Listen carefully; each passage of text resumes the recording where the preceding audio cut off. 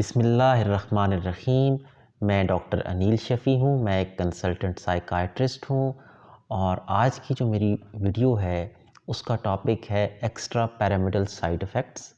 इसको हम एब्रीविएशन में EPS भी कहते हैं और ये एक ऐसा साइड इफ़ेक्ट है जो एंटी साइकोटिक दवाइयों के इस्तेमाल के बाद कुछ पेशेंट्स में आ सकता है। इस साइड इफ़ेक्ट को समझने के लिए अगर आपने कभी कोई शिज़ोफ्रेनिया का पेशेंट ऐसा देखा हो जो कि एंटी साइकोटिक दवाइयाँ ले रहा हो और उसमें आपने ये नोट किया हो कि उसमें हाथ उसके कांपते हैं और जिस्म जो है ना वो बड़ा स्लो तरीके से मूव करता है या मुंह से जो है वो रालें टपकती हैं, तो ये जो सिम्टम्स हैं ये एक्स्ट्रा पैरामिडल साइड इफ़ेक्ट्स कहलाते हैं।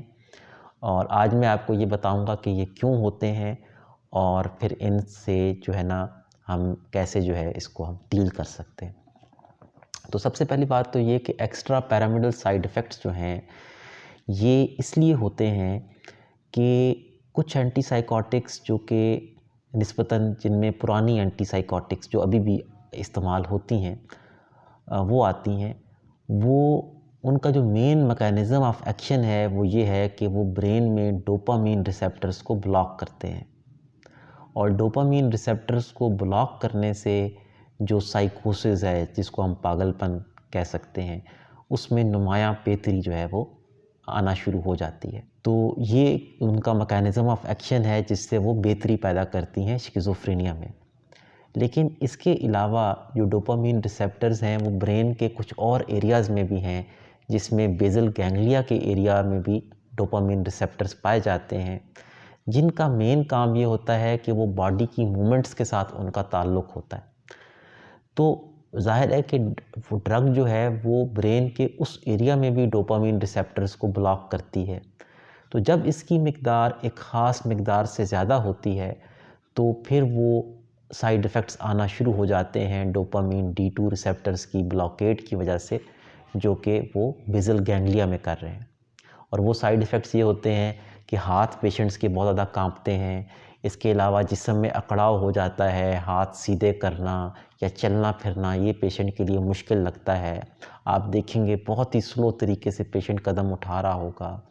मुंह से पानी आना, जैसे राल बहती है, ये कैफ़ियत हो सकती है।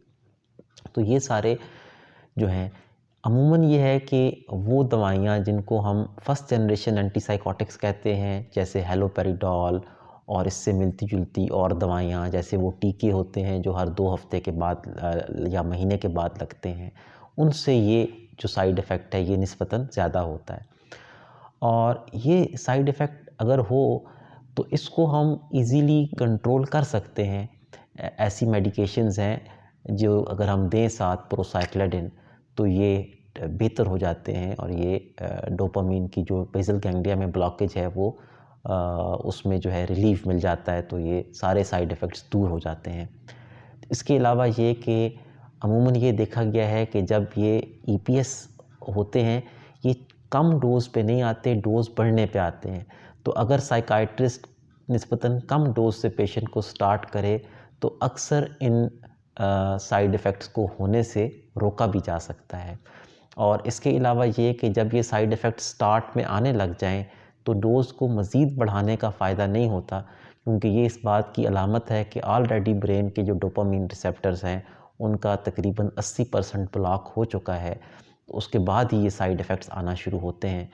तो अगर ये साइड इफ़ेक्ट्स आना शुरू हो जाएँ तो फिर उस दवाई की मिक़दार में मज़ीद इज़ाफ़ा करने का अमूमन कोई फ़ायदा नहीं होता। तो ये चीज़ें मद्देनज़र रखनी चाहिए और दवाई की मिक़दार को कम करके या प्रोसाइक्लोडिन नाम की दवाई को ऐड करके या फिर दवाई को तब्दील करके इन साइड इफ़ेक्ट्स को ठीक किया जा सकता है। तो आज की मेरी वीडियो इसके बारे में थी और अपने कमेंट्स में आप ज़रूर बताते रहिए कि आप किस टॉपिक पे वीडियो देखना चाहते हैं, ताकि उन पर हम ज़्यादा से ज़्यादा वीडियोज़ बनाएँ। और हमारे चैनल को सब्सक्राइब और वीडियोज़ को लाइक करना मत भूलिएगा। बहुत शुक्रिया।